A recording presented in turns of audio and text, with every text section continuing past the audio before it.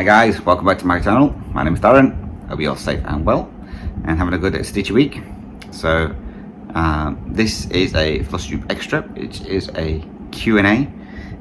So I've got a few questions that people have asked, so I thought I would answer these instead of just doing them in my Stitch with me. So if anybody else wants to know the answers, then it's there.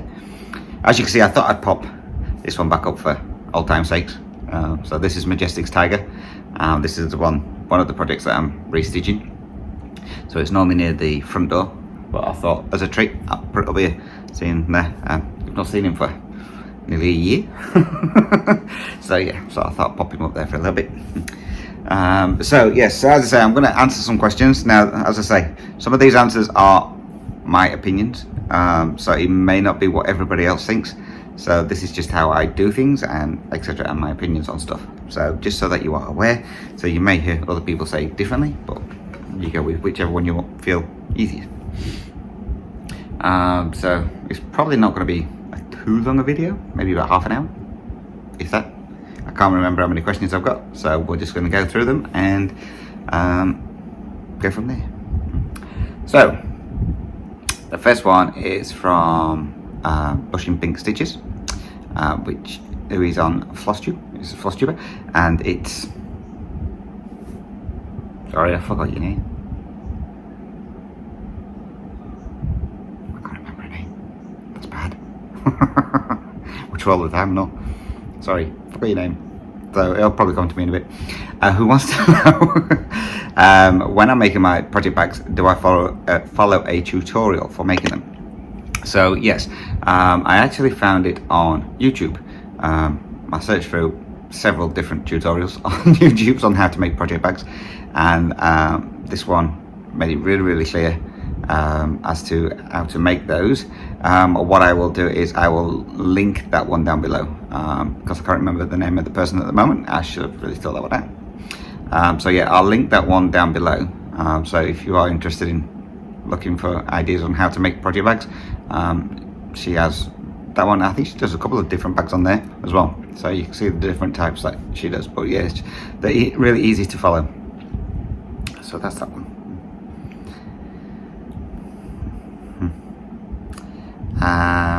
Next one, it's the Running Stitcher again, new Flosstuber, Running Stitcher. I've watched his a couple of times. What app are you using for spinning the wheel? It's such a great idea. So the app I am using is called Tiny Decisions. So let me just get my tablet.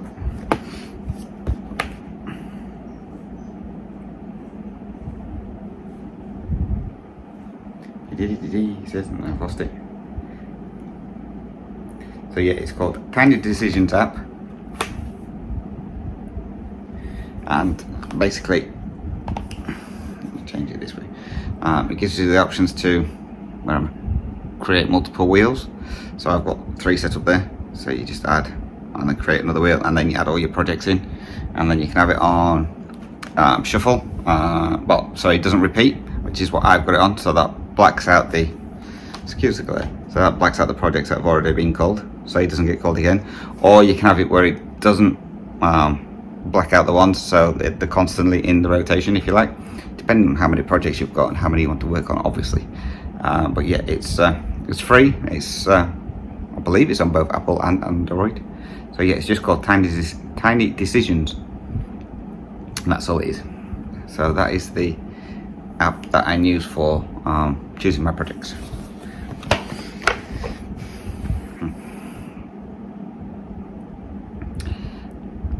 Next one. What do you do with your finishes?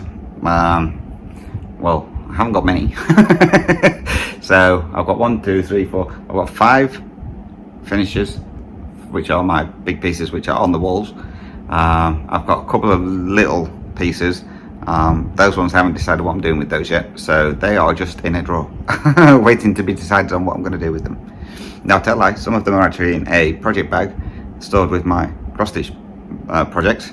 Again, until I decide what I want to do with those. Some of them I think I can turn them into ornaments, maybe, put them on the Christmas tree and stuff like that. But yeah, it's not the easiest thing for me to work out how I'm going to finish stuff.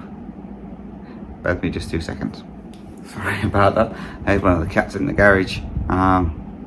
And it sounded like they were hissing, and obviously last time they were in the garage and they were hissing, there was a snake in there.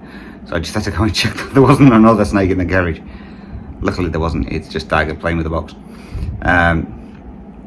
So yeah, so my small finishers, like I say, I might see about turning those into ornaments or something for a Christmas tree, or finding some small frames for them. I haven't decided yet. And say it's not the easiest thing for me to work out how to do like flat folds and stuff like that. I just stick them in a frame and I've done with it. Maybe I should learn how to do flat folds.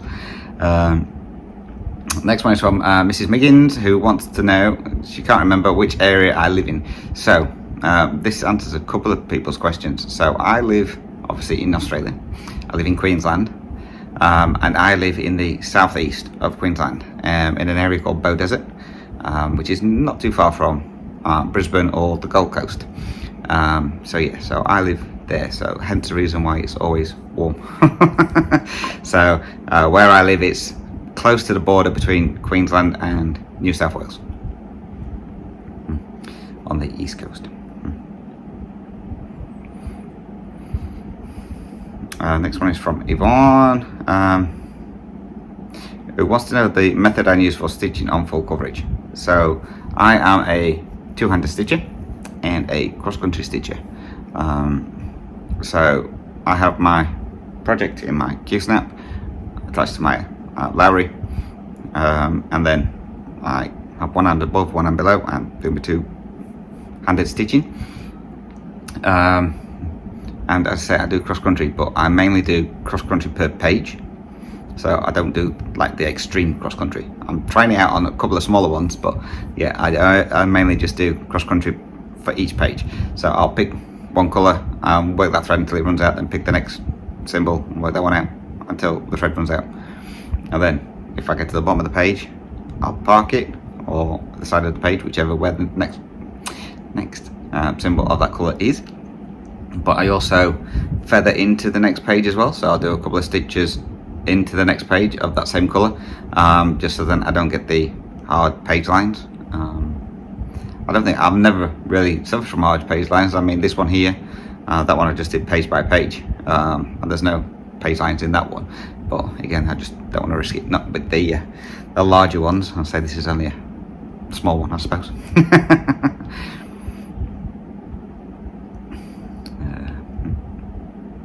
Next one is from Jody from Canada. Now she's doing she's just started a Flosstube. She's called the Prairie Stitcher. She's doing the Dimensions kit Tiger Chili. I was wondering if we could do it together. So Jody, by all means, I'll get on to watch your channel. I've not seen that yet. I'm gonna say I'm way behind on my comments, so I'll look into your channel as well. But yeah, by all means, as I say, it won't be out very often. It's on my 1 week in the month one, but yes, by all means, if you want to stitch on that together, we can do. It's not a problem at all.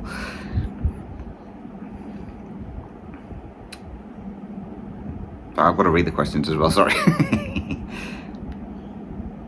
So this one is from Linda, who wants to know if I could do a video on how I wash my projects when I'm done to get the grid lines out, because she's scared to wash hers, and she uses all DMC flossers. So I will do a video next time I've got a finished project. So you can, if I'd have read this before, I'd have filmed it when I was doing mini top rock, but I didn't see this one before, so apologies. But yes, washing out the grid lines is easy as, I'll say there's two ways you can do it. You can either throw it in the washing machine on a 40-degree wash, that's what it says on the website, or you can just stick it in a sink full of hot water and a bit of dishwashing liquid, and then you just keep hot water hot, and the lines will go after about 40 minutes or so. With using DMC floss, the colours won't run at all, so you're alright there. It's only like your fancy flossers and silks and stuff like that where the colours will run. So yeah, so just stick it in a washing machine or stick it in a sink of hot water. Easy as. But yeah, I'll do a video next time I get a project finished, if I get one finished.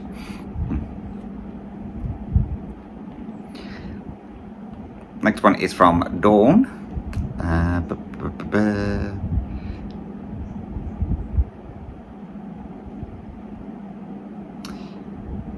Right, so Dawn has just recently started stitching a full coverage piece on 25 count Lugana. She's having not having any problems except for how to end the thread. So she wants to know how I do it. Do I do a waist thread, or because she can't get the needle under the stitches because they're too tiny? So she uses a size 28 needle as well. Now, I use a size 28 needle or a size 26, just depends. But I have no problems whatsoever running the stitches under the back of the thread under the back of my stitches.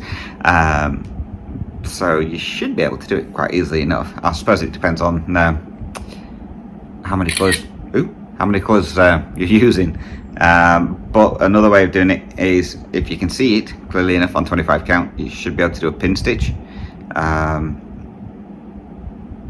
there's several ways of doing this one. One of them,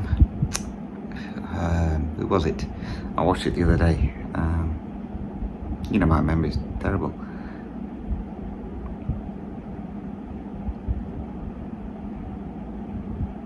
I can't think of who it was.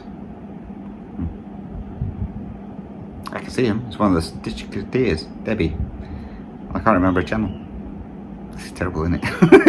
First I can't remember the other one's name, and this one I can't remember the channel. If I remember, I'll link it down below. It's the latest video. And she actually showed how she does her pin stitch to finish it. So that one might help you.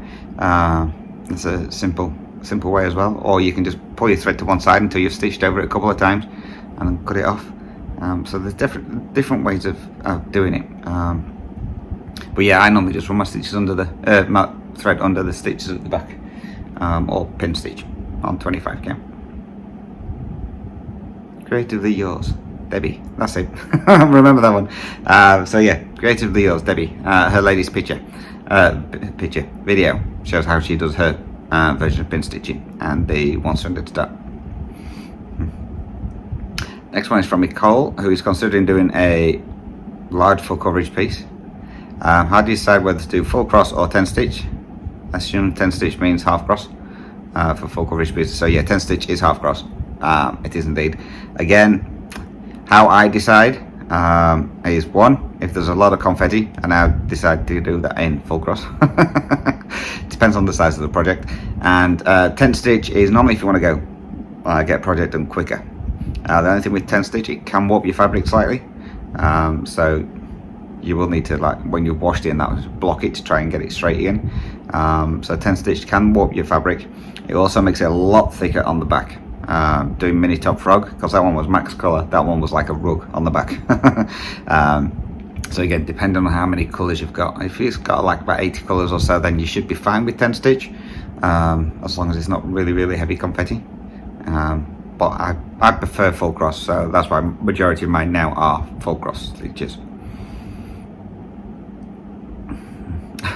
Next one is Radioactive Stitcher. What an awesome name.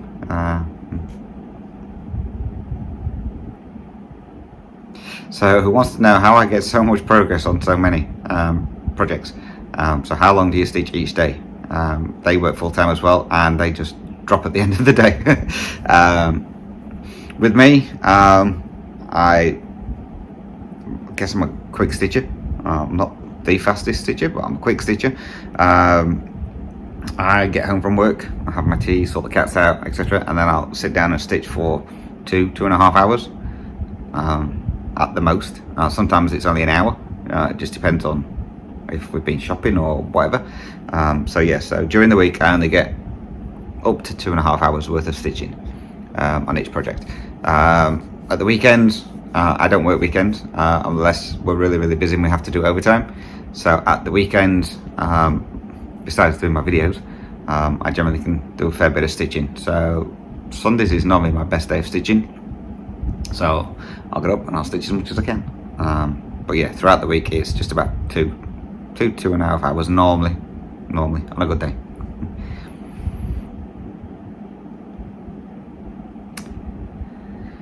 Next one is from Pit Down Sally.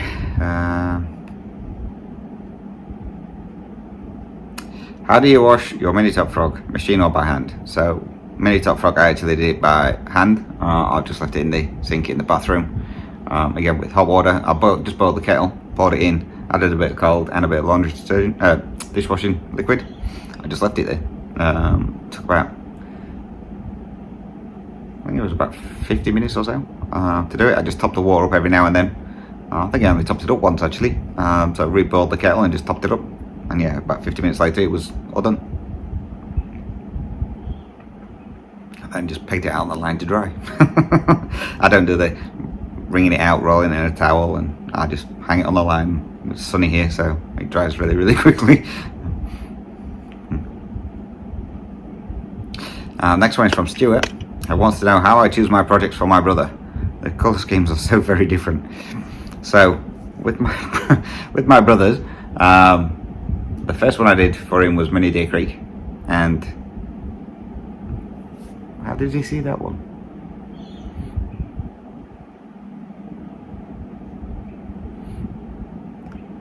I think we was on a video call, and I just happened to show him it, and he wanted it, so that's why he got that one. And then when he got that one, he then decided he wanted another one to go with it. So, like an idiot, I gave him a couple of websites to check out, and he went through and he found one. So my brother really likes deers, so if it's got a deer on it, 9 out of 10 want it. So that's the reason. Woodland Christmas has got a deer on it, as well as the rabbits and stuff like that. And Whitetail Winter is 2 deers. And then Mini Moose Crossing, although it's not a deer, he saw that one, and because it's the same style as Mini Deer Creek, he wanted that one to go with it. To have them as like bookends, if you like. So yeah, so he actually chooses his own projects. I don't actually pick them for him. So yeah, he's not getting any more started for a while. I've got, what, 3 on the go for him at the moment. So yeah, so he's not getting more started for a while. So yeah, I'll leave it up to him to pick. Next one is from Danielle, Cardiff Stitcher, who wants to know how I do my bobbinating. So I just get the bobbin and do it by hand. She uses a drill to do hers, which I've seen her clip, but yeah, knowing my luck, I'd use the drill and it would fly off. So no, I always do mine by hand. So I generally do it while I'm sat watching TV, which is not very often, or if I've got nothing to do, I'll just sit and bobbinate a couple. So yeah, I do it by hand. It goes quick enough for me. She also wants to know if we get more storms in the new place compared to where the old place is, because we seem to be getting a lot. So the old place is not actually far from where I am now. It's only about 15-minute drive. But no, at the moment it's just because I always get the wrong one, El Nino or El Nino, whichever. We're in the dry one. But because of the dry heat and that, it's causing a lot of humidity, which is then causing a lot of storms, etc, etc. So yeah, so we're getting a lot more storms this year compared to normal because of all the hot air, if you like. So it's causing more storms. So yeah, we don't normally get as many as what we have done. This is the worst storm season I've been since we've been here, but normally it's just been the wet season with El Nino, I think is the wet one. I think so. We've just had a lot of more rain than normal on those ones. That's why there's not been as many storms. But yeah, normally around about summertime it is storm season, so you get a lot more storms in summer than you do the rest of the year.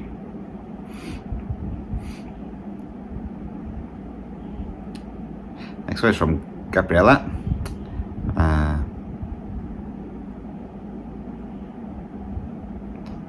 This is when I wanted to know whereabouts I live. She knows it's somewhere in the Australian tropics. So yeah, it's in Queensland, which is probably one of the warmest parts of Australia, on the east coast. That gets a lot more warm, but we're not quite in the tropics. The tropics is further up, near Cairns and stuff like that. So we're about the middle part on the east coast. So it is one of the warmer sides. It's called the Sunshine State because we get a lot more sun than the rest of Australia.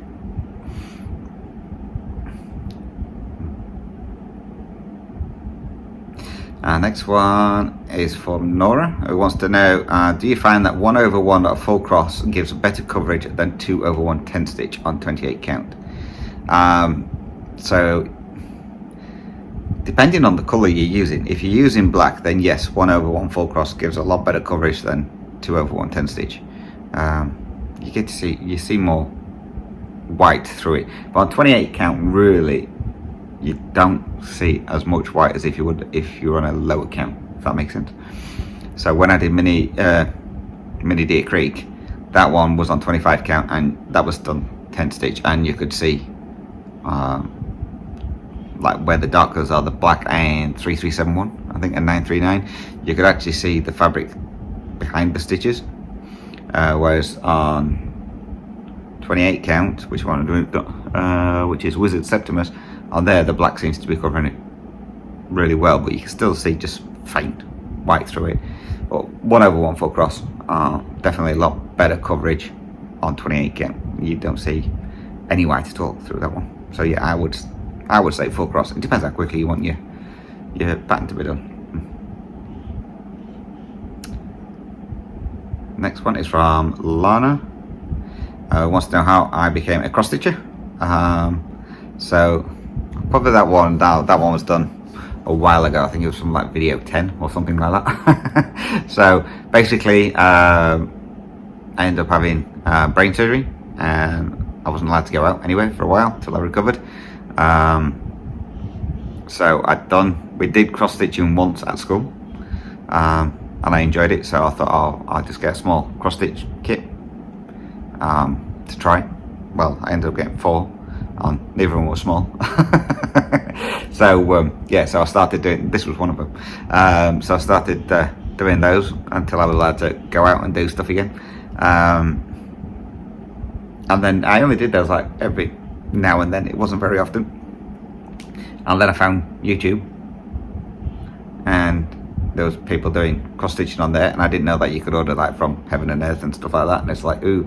So then I went on there and I found Mini Deer Creek and Super Size Tiger Family, and then that was it.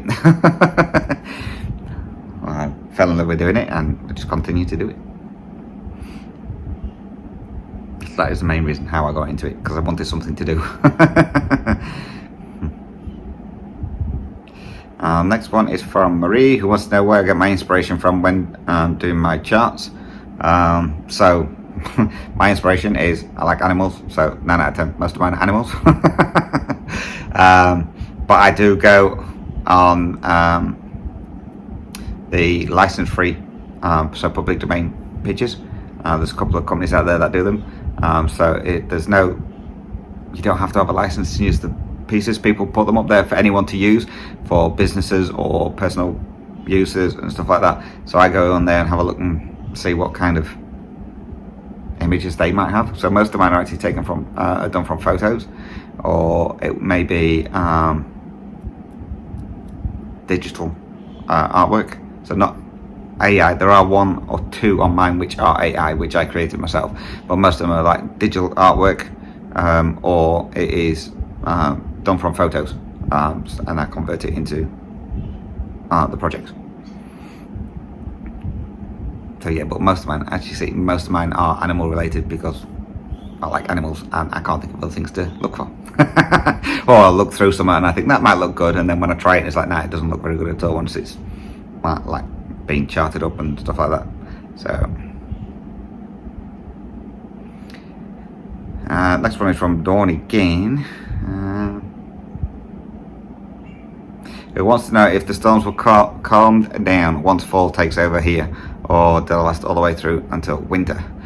So again, it just depends on this El Nino kind of things, but normally the storms calm down in autumn, and then it goes into like the rainy season. So we do get more rain, but not as many storms. I say the storms are mainly from just the heat, but yeah, we are meant to be warming up again, so who knows, we might be getting more storms.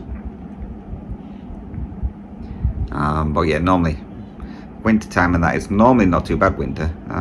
You might get the odd shower or 2, but yeah, I'm pretty sure it's like winter time is normally when a lot get more rain than normal. Autumn is obviously where you can't decide whether it wants to be hot or cold, or wet or dry.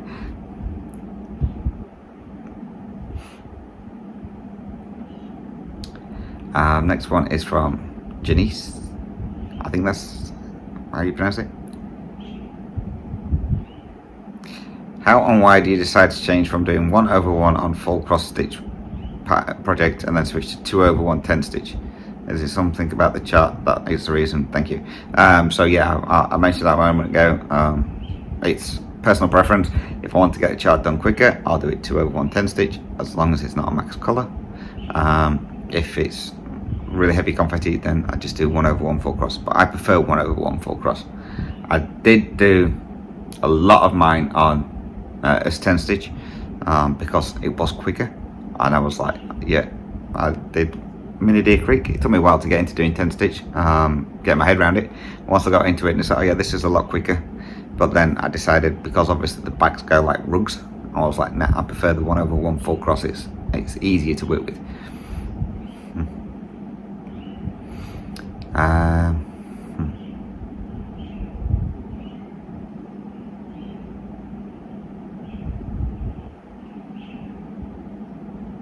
So again, next one is from Danielle, again Cardiff Stitcher, who wants to know, when finishing off with a pin stitch and you're nearing the end of your project or a stitch heavy area, like on Tiger Family piece, and there's nowhere to do a pin stitch, how do you finish them off?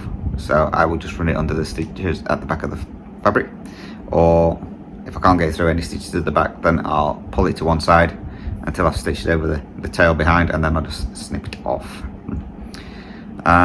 With the hours you work, what time do you go to bed? I'm normally in bed at 9:30 at night, because I'm up at 4:30 in the morning. Are you closer to work since we moved? Yes, by about 15 minutes, so not much closer. Do you work 5 days a week? I'm trying to figure out how you're able to get so much stitching in when you're working full time. So what's classed as full time in Oz? So yes, I work 5 days a week, Monday to Friday, every now and then a Saturday, depending on how busy we are. So full time, I work 38 hours a week, where I'm at work for 41, 42 hours a week, because obviously we don't get paid for we get paid our lunch break, but not for our normal break. So yes, it works out we work 38 hours a week. So I'm up at 4:30 in the morning, I get home from work around about 5 o'clock at night. By the time I've done everything I need to do, sit down and stitch, it's normally around about 6-ish, and then I'll stitch till maybe about 8 o'clock, and then chill out and watch some YouTube until bedtime.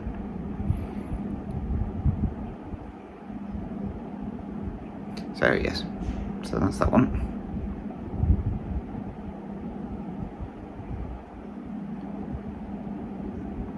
Next one, I can't pronounce the name, so I apologise. I wants to know, how long does it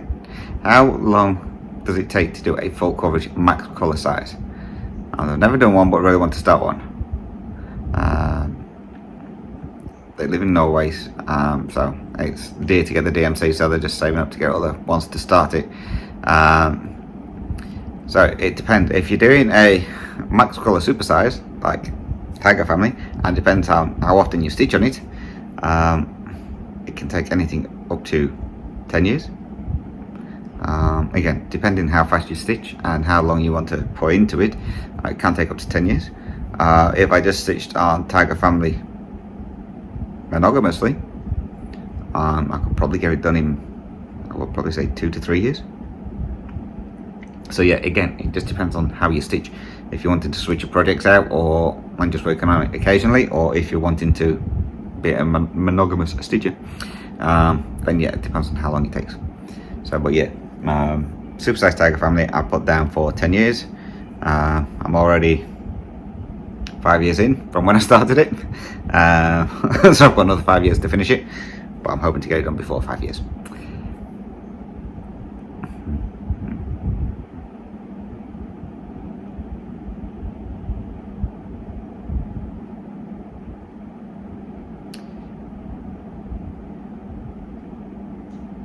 Next one's from Yanita, I think that's how I pronounce it. I'm not sure if I answered this one before in a stitch with me, but I'll do it again. What was the question? Oh, wants to know, how do I work on the huge projects? in a stand, Q-snap or hoop. So mine all go in Q-snaps. I have got some scroll frames, but none of my pieces seem to fit in them. They're all too big at the moment. So yeah, so I use Q-snaps. I used to use a hoop before I got my Lowry, and then it was Q-snaps. So Q-snaps, and then into my Lowry stand. And I stitched two-handed on that one.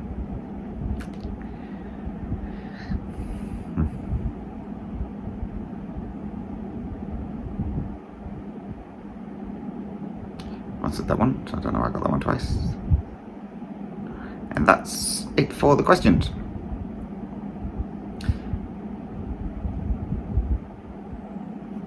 So that's it for the questions on this one. So again, this will be, I think it's just over about half an hour, I think.